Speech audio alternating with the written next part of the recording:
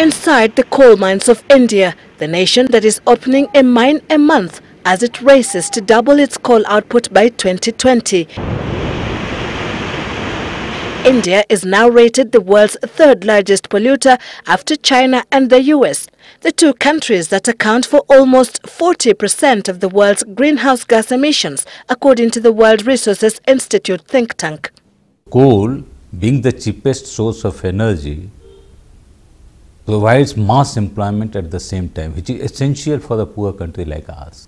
Should India hit its annual coal target of 1.5 billion tons by 2020, it will raise its production above the United States, but less than half the amount China currently burns.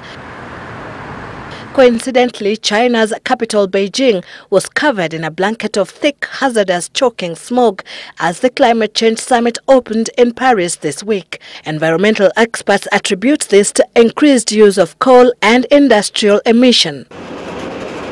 The carbon dioxide produced when burning coal and other fossil fuel is having a well-documented greenhouse effect, trapping heat on the surface of the planet.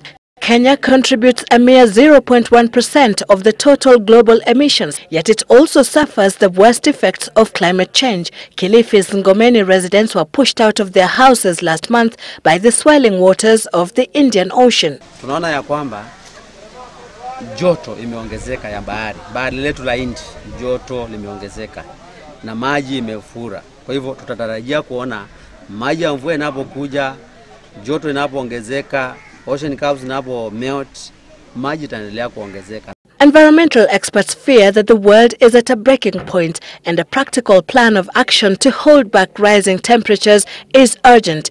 Most scientists say failure to agree on strong measures in the ongoing Paris Climate Change Conference would doom the world to ever hotter average temperatures, deadlier storms, more frequent droughts, and rising sea levels as polar ice caps melt.